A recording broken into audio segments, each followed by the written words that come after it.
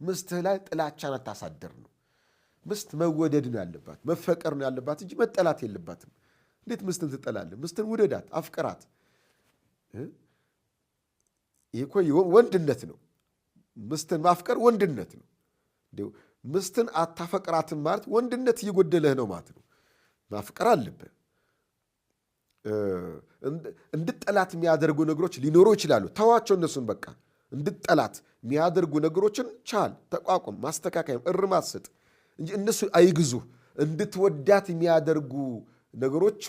ሊገዙ ይገባል ነው አላህ Subhanahu Wa Ta'ala ወንድና ሴትን ሲፈጥር አላህ ሚላል ومن آيات أن خلق لكم من أنفسكم أزواجا لتسكنوا إليها وجعل بينكم مودة ورحمة الله ينقرن ይሄን ነው ከአላህ Subhanahu Wa Ta'ala ተአምራት ውስጥ ለኛ አላህ ከራሳችን ወንድና ሴት አድርጎ ፈጠረልን ወንድና ሴት አድርጎ ፈጠረ ባልና ሚስት አደረገን እንድንጋባ አደረገ እንድንጋባ ሲያደርግ وجعل بينكم مودة ورحمة መተዛዘንንና መዋደድን አድርጓል አላህ የአላህ ነው ያኖረው በቃ አላህ ነው ያኖረው ትናንትና እኮ ምንም አታውቃት ነበርች ነች እሷም ታውቀም ነበር መንገድ ላይ እኮ ምንም ተዘጋግታችሁ አጅነቢ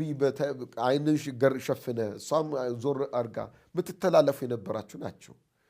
ዛሬ ግን አላህ ኒካህ በሚለው ሸሪዓዊ ህግ አንድ ላይ መኖር ይችላልችዋል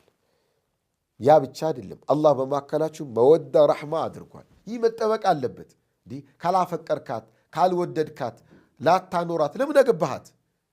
አለኩ መነሻው አለ ያን መነሻ ማሳደግ ነው ያለብህ ማጠናከር ነው ያለብህ እንጂ ስታገባት ከሷ የማረከህ ነገር ልትረሳው አይገባም ያን ማጎልበት አለብህ ማሳደግ አለብህ ያን ስሜት ማጠናከር ነው ያለብህ ስታገባት ደካማ ጎኖቿን ሰምተህ ሊሆን ይችላል ሰምተህ ይሄ ምንም አይደለም እችለዋለሁ ብለህ ሊሆን ይችላል አሁንም ቻለው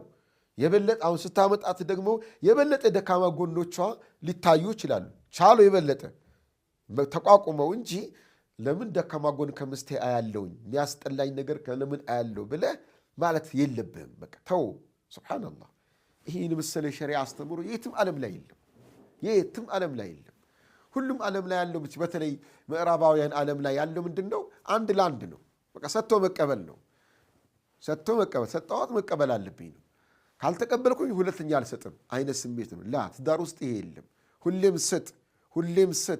ሁሌም ስጥ ነው ምስትም እንደዛው ሁሌም ትስጥ ለባሏ ስጥ ነው ጀዛኩሙላህ ኸይረን እና አትጥላ ምስትን አትጥላ ሙእሚን ኮንክ ላ يفرق ሙእሚን የሆነ ሰው አይጠላም ሙእሚን ነኝ እያልክ ምስትን ምጥላ ከሆነ ሙእሚን ነኝ የሚለው ሐሳብ ወይም ደግሞ እምነት ተሸርሽሯል ሙእሚን ኮንክ መጥላት የለብህም ሙእሚን ኮንክ አትጥላት አሉ ነቢያችን ሰለላሁ ዐለይሂ ወሰለም